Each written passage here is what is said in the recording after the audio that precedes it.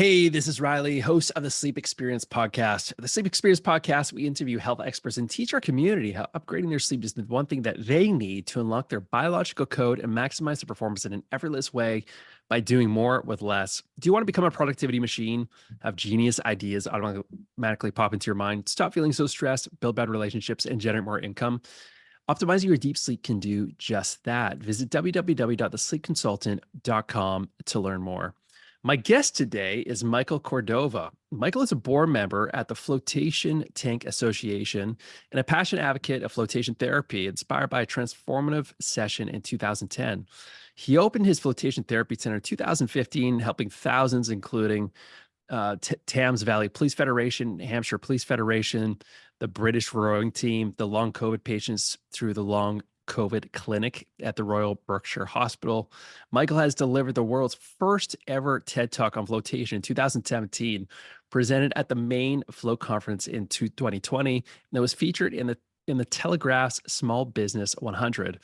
A regular guest on BBC's Radio Berkshire's Wellbeing panel, he also chairs the Floatation Tank Association Medical and Research Committee and the UK ROI Floatation Tank Association. He also set up 2 pilot studies on flotation therapy, spoken on various podcasts, co-authored a book, and advised several float centers before opening his own.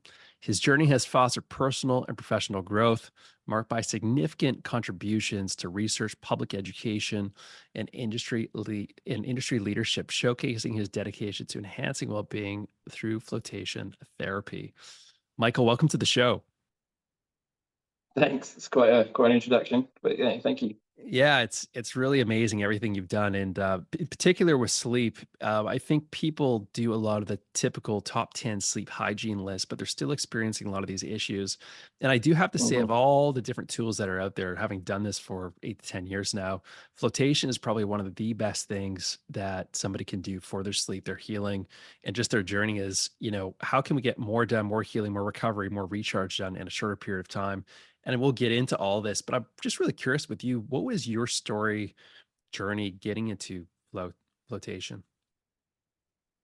So initially, my wife and I were both working in, I guess, highly emotionally charged, pressured jobs in London, in the UK. So working with children and young people with very challenging behaviour. So I think part of that is obviously because you're invested interest in them, in your students. Sometimes you have a tendency to take that with you when you leave.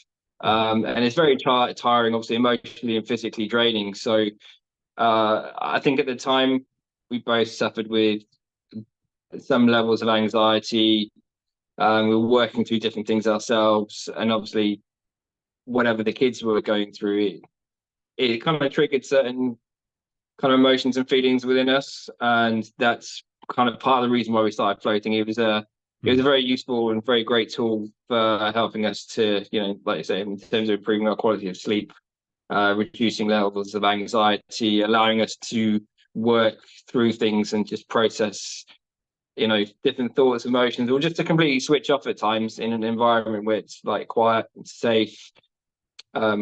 You know what I mean? And we can get out whenever we wanted, but we didn't. We stayed in the whole time, and we actually, the effects are cumulative, and it's had such a huge impact on us that I think after the first float session, I knew we were going to open a float center one day, but it took 5 years to get to that point. So I'm sure. And, back in 2010, I can remember my flotation experience, and I always try to mimic that exact same one that I had. What was that like for you? Was there anything that stood out compared to the other ones? I think in terms of my very first one, I noticed, I think during the float session, my mind was very active, but not in a way that most people would think, in terms of I have all this internal chat and different thoughts going on.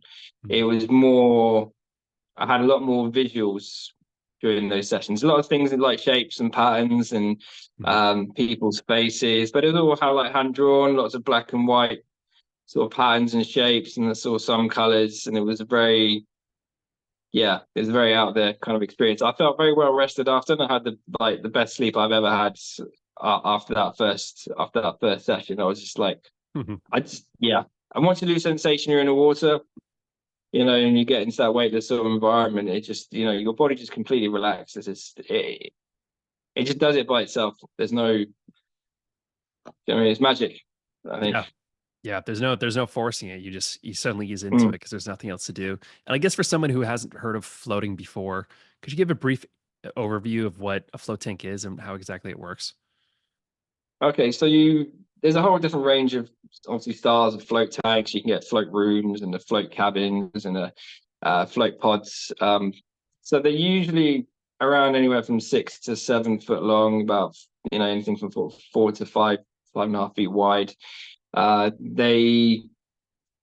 They generally tend to be enclosed, so they have lids, but people can leave them open or partially open. Some, like the cabins and the rooms, obviously a lot bigger in terms of height, ceiling wise. They're filled with usually around about 1,000 liters of water, and around half a ton of Epsom salts in the tanks. So, and that's normally heated to, I'd say, just above skin temperature. So what will happen is over maybe a period of 20 minutes while you're floating in that environment, your sense of where you are within the water, you become less aware of where you are. So it's why that's what creates that weightless feeling. And essentially your heart rate drops, your breathing rate decreases, so you can get into that sort of deep meditative state a little bit quicker. Got it. And when you keep doing this regularly, I mean, the first session is always just a positive addiction, and we can talk about some of the misconceptions of floating in a moment. But Sure. what do you find as you continue to do it? What benefits do you start seeing in your day-to-day life? I think it's different for everybody. But people come obviously for various different reasons. But I think the main one that we've noticed is it's just people's attitude in terms of managing their stress levels. I think basically what happens is over time, the more you float, it's like reprogramming your brain. So it just means that because some people don't know how to switch off, or some people don't know what it's like to be without stress, without being able to relax and just not do anything. But what the tank does, it forces you into that position, but in a gentle way.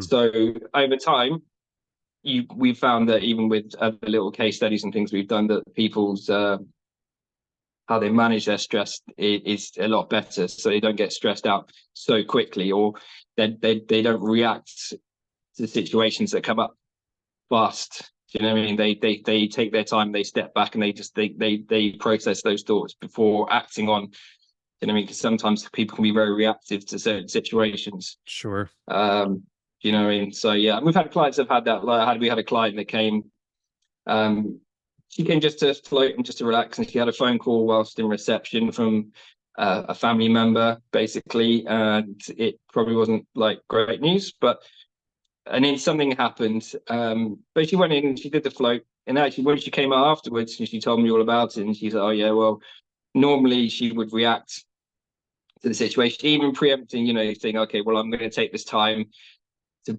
get into the tank, to relax, and it gave us space to sort of focus on it a bit more, and just to sort of think about how she's going to respond to the situation, as opposed to just instantly kind of becoming angry or upset. So it gave her that space to do that, and so she came in for one reason and left. And then float for something completely different, and it's and that just happens within the space of 2 minutes of her arriving. So that's amazing. And she was very and it gave her space to do that, and she was very grateful for having the opportunity to do that. Yeah, and just the benefits you're seeing people even come off Medicaid. Like obviously it's between someone and their doctor, but I've been talking to some of the owners of local float tanks around me, and they're saying, yeah, they're getting people with autoimmune conditions, depression, anxiety, stuff that they're heavily medicated for. Now they're not on any medication, or at least it's cut back by 75%. And they're going maybe once or twice a week, but it's something that they can integrate in their routine, and you could actually rewire the brain for in a positive way. Is that right? Yeah, I mean, there's been other studies with that have showed, in terms of comparison to SSRIs, that the length of time that a float session lasts, and the benefit lasts, compared to something like an SSRI. SSRI say lasts maybe like 5 hours compared to like 20 hours or so to like a float session. Mm. And there's another study done by Justin Feinstein in a few years ago now. I think back in maybe like 2017, 2018. We had 50 people that had various levels of different anxiety disorders, and those people with the highest levels of anxiety had the biggest drop after their first flow session, with their heart rate dropping by about 10 points within the first 15 minutes during the session. Wow. So, and obviously breathing rates drop down, and what I mean. So, and even over long term of floating, it's just, I guess the idea, which you'll probably touch upon in a bit, is just to slow everything down, to let your body have, basically reset your central nervous system to, so put in that really calm state. Yeah, and for most people, it really works. For the odd person, I think they might get some of the salt water in their eye, but this kind of goes along of some of the misconceptions. Some people might feel claustrophobic. What are some misconceptions that you've heard that you like to, debunk here on the podcast? Well, I mean, you mentioned about the claustrophobia thing. I mean, people have. I mean, it's quite interesting because we had a number of clients that have say floated, and they've had traumatic experiences in water, or they can't swim, or they have this idea. I mean, it's difficult to see from a picture how big actually a float tank really is. And they have complete control over, whether they have lids open or closed, or lights on or lights off, whether they want music or not. So people float in various different ways. So it's not really it's not really a scary experience. You see what I mean? So there's that. The other thing that I talk about a little bit more is the idea that it's, and I might probably mentioned it before, about the sensory deprivation side of things. So essentially it's a weird one, because technically the term as sensory deprivation is more come from, say, pop culture over the last 30 years, or 35 years or so, whereas in fact it's pretty much the opposite, that maybe your 5 kind of basic sensory systems become they become reduced during a float session, but actually you've got your vestibular, proprioceptive, and your interoceptive senses that become more heightened. So obviously, if you say someone turns the lights off in the tank, or they don't have music throughout the session, once you don't hear anything, you're not really seeing anything. Once you become more balanced with the water, for example, then you become more aware of your physical self and your environment. So it's very similar to, I guess, astronauts when they're in space, being in that weightless environment, because your body's less aware where your physical self is within the environment. So it's kind of tricking your brain to believing there's nothing around you. So hence why some people feel like they spun around, or they're lying on a bed, or some people have, even felt like they've been standing up the whole time, even though they've been lying on their back, which is kind of weird.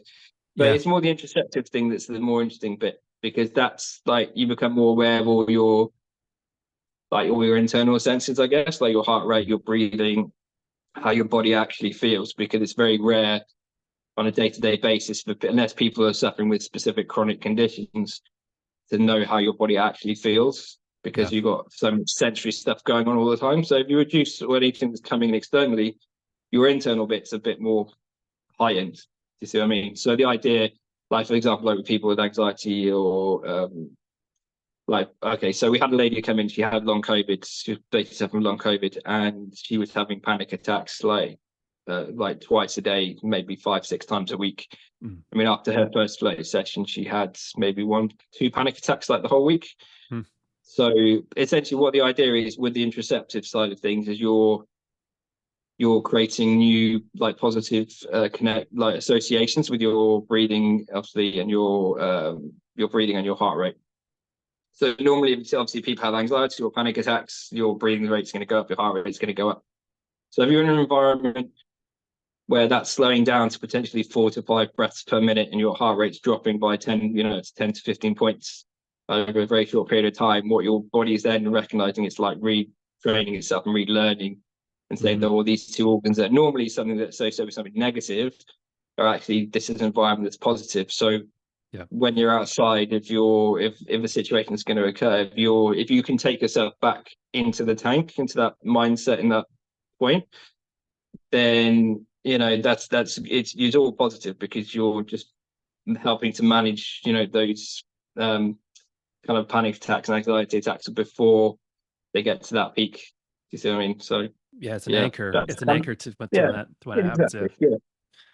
Yeah, I think that's fascinating. It also touches on like when we're just day to day going about our day, the stresses and all the subconscious autonomic processes our brain is just doing that we're not even conscious of. When you're finally floating, you get in the tank, your brain can just have this final deep charge where it doesn't have to worry about those things. And I think that No. just speaks to when you come out of the tank, just how much more refreshed you feel.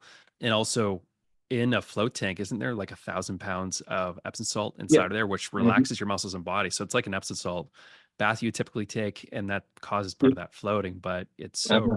regenerative. I mean, it's a great tool. To be fair, it's amazing that to see the journey that a lot of clients have taken.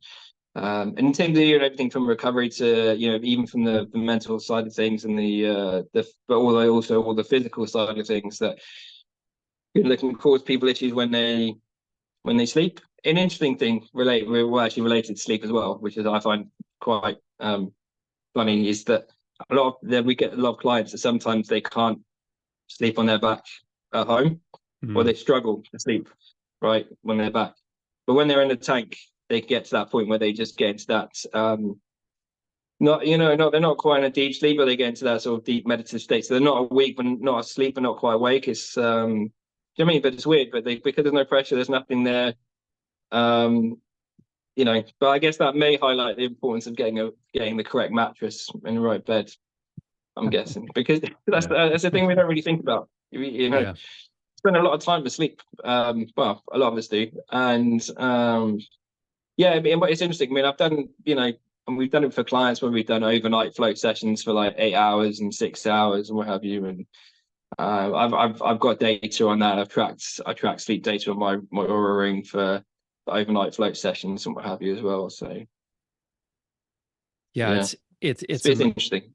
Yeah, it's really interesting. And I think when people can never sleep on their backs, which is kind of a lot of us, how fast you can Yeah. just start to pass out. I think after the 1 hour mark, at least that's just me and people I've talked to. Mm. I personally prefer floating for 2 hours. And I've heard people in Vancouver at Float has spending the night there and floating for 8 hours, which I have not Yeah. tried yet, but I can only imagine what that's like. That's probably next on the list. But how long do you think we should float for to get the maximum benefit? Uh, I think I mean, everybody's different. So like okay, so I know in like say Canada and the US, an average float session tends to be around like the 90-minute mark. Yeah. I know here in the UK it tends to be around sort of 60 minutes, but we do offer a lot of other places offer 90 minutes, 2 hours, and sometimes up to 3 hours or four. We've done 4 hours and things before, but it's I think once people start doing it regularly and they start building up, once they do an hour and a half or 2 hours, it's kind of hard to go back to just doing an hour. Yeah. Just, I mean, so, I mean, I like doing an hour and a half as an average. And if I have more time, then obviously I could do 2 or 3 hours. I mean, yeah, I mean, I've racked up the hours over the years. I I think can I'm imagine. nearly like, I think I'm nearly like 2,000 hours of floating. So Can only imagine what that's done to your body, to your brain, and it, just with the rewiring it's a with that. weird thing. Yeah, I don't know, man. I think I did the 8 hours. I think after my first 8 hour float, that for whatever reason some switch went off in my brain, Mm, and now I find it harder to be stressed out about things. So I don't really tend to hold on for things for long. In yeah, terms of if something happens, I have to sort of deal with it, and then you know I either learn from it or just yeah, or yeah. just move, try and solve the problem or move on basically. But I think that 8 hours is it's a big build up over like many years. But Mm, it's just there was like one kind of like epiphany moment, and it just had a massive impact. hmm. Do you know what I mean? So, but I mean it's different for everybody. Um, yeah. Yeah. Well, I look forward to doing that myself. And I think, you spoke on, anything you're holding on to. Any thought becomes an emotion, which becomes a physiological response to the body. And what the tank is doing is, Mhm. excessive cortisol, adrenaline. It's physiologically bringing those things down. It's relaxing your body. And what that becomes your emotions a lot more easier to manage, and people don't have a reference point of what does true relaxation and deep recharge like that feel like. And once they hit that point, I think they look at their life and they look at, the course Mm. of where they're going. They start to think from a place of true peace and relaxation where they've never been able to access before. Because I've never experienced a tool like that. So have you seen people's energy, focus, brain fog, and overall performance, and maybe in their business improve as well as a result of that? I'd say yeah. There's a lot of it's quite interesting because we've had other people that have sort of been, well, there's a whole range. So, for example, like we've had people that have been working as entrepreneurs and obviously working on their business, and they've gone into the tank with I don't know, with a certain intention. I mean, it's not forced, but it's like planting the seeds. And then they've come out after a float session, and we've had them in the chill out room where they've had their notebook out and they've been jotting lots of different ideas or things that have just naturally just risen to the surface, during the whole Mm. process of the float session. I had another guy in, yeah, he was interesting. So he came in for a 2-hour float session, and he kind of I went to go find him, and he disappeared after the float in the chill out room. Then I don't know where he went. I have no idea. But I came back and he was sat in the chill out room with his electric guitar, with headphones plugged in, just sat there writing music for a good hour and a half or so. We've had some of the British rowing team that have done it, and then the next day after trials for the Olympics, and they smashed their PBs and did amazingly well, or just a whole range of people, everything from people who've changed their lives because they've had that time to just reflect, or change the way they want to do things and improve it. I mean, I even used it. You talk about performance side of things, so I used it in preparation for when I did the TED talk as well. Mm. So what I did was I pre-recorded my talk, which is I think it's about 13 or 14 minutes long, and then I put music behind it. So essentially, my voice was slightly lower than the music. So what I then did is that was recorded 4 times over for an hour, and then I played it during the tank. So every time I floated, I was subliminally dropping my learning, doing super learning whilst sort of floating, because you have to memorize the TED talk. You can't, obviously there's no cards, no script or anything. You just have to just know it off by heart. Do you know what I mean? It's really a tough one. But yeah, I've used it for that, and that was quite productive. And I know the Navy SEALs have used them to learn languages in 6 weeks instead of 6 months for Wow. yeah. Fascinating. So there's multiple uses. It tanks as a vehicle, depending on how people want to use it, so. Yeah. And where do you see the future of floating going? Do you think it's going to be the same types of tanks, just more of them as the years and decades go on? I think there might. I mean, it's tricky because it's something I don't think I wouldn't necessarily. I've tried different ideas and I've tried different things. Some stuff has worked and other things hasn't. In terms of using additional tech with it. It's hard to think, man. I think it is what it is. I don't think you shouldn't mess around with too much. Yeah. Because It works. It's got a proven track record. You don't want to start adding screens and this because they kind of let you take away from what the true essence of what it really is. Do you see what I mean? I mean, obviously, if you look at all the John Lilly books and research and things he did, well, all research himself, but the story to him floating for 3 or 4 days and all sorts of stuff, and must have been Must have been an experience, because floating goes back to the 1970s, like when John Lilly was doing a lot of those experiments in those old fashioned tanks. Yeah. So 1954 is when he did his first. They had Wow. an upright tank. You can find the image online, but it was. They basically had a giant ball helmet, like the old style deep sea divers from Jacques Cousteau and all that kind of stuff. So he had one of those, but it was there and there. So it wasn't. It was buoyant, but it wasn't salt water at that time, the very beginning. But it was just to see what would happen, whether the human brain would still continue to, emit information and just continue to, or whether it would just be there's no sensory, nothing coming in. Yeah. So the brain would stop working in terms of that, in that regard. But actually, what they found was actually very, very relaxing. And then he did some other work, research with Jay Shirley. And then it was 78 when the first commercial tank came out with so the Samadhi tank. So it's they still make them with Glenn and Lee Perry. So Glenn's still around. Unfortunately, Lee Perry passed away in the last 2 years. But they still make the tank. So it's like a flat top and it's slanted on the front. So they're still around, and you'll find them across like the whole US and Canada and different places. But yeah. So they're still very active in terms of tanks. Do you feel like it exploded in popularity since Joe Rogan had talked about it so much, going back 15 years? It's you know what the weird thing is like it. Like many things, it'll go in a cycle. So for example, up until I think from the 70s probably to mid to late 80s, there was definitely quite a good growth. It was definitely a bit more fringe, new age.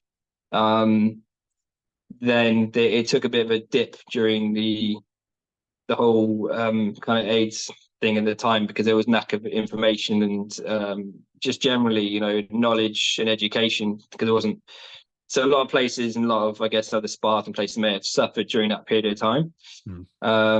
Just lack of knowledge and ignorance to a degree. But then obviously I'd say maybe from around Joe Rogan sort of time, maybe, and there's like Tim Ferriss was talking about it as well. And there are a few people, it's always been there, but it's sort of been a gradual growth. I mean, even since we opened in 2015, just say in the UK that the number of centres has, I'd say, more than doubled.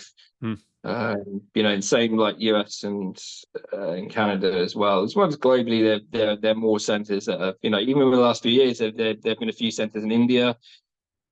I know clients that have been out to Bali, and there's like a couple of float centres in there, and like, do you know what I mean? So that's sort of popping up here and there. Yep. Yeah, but I mean, it's interesting because we tend to use it in these countries in the West for they tend to be more commercial. Whereas if we went to China, as an example, then China is the opposite. They use them mainly more for medical than we do here. Yeah, very interesting, and see where all that will go, and what a lot of those Eastern countries did back in the the 20s, 30s, 40s, 50s, 60s, and we're starting to adopt those now. So it's interesting what else is out there that they know that we don't know yet, or what's going to become mainstream for us in the future. I guess. I mean, go ahead. Sorry. Just what advice for anyone who's looking to do? They've never heard of float tank before, flotation, and they're looking to do it for the first time, and they're looking to get the most out of their experience. Any tips or recommendations what they could do or implement? Yeah, don't touch your eyes.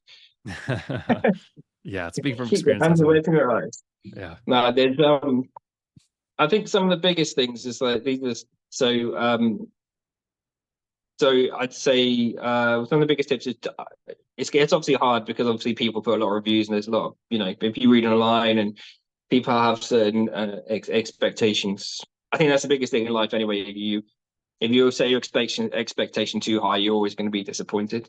Because it's, so yeah, set your expectations a little bit lower. Just go with an open mind.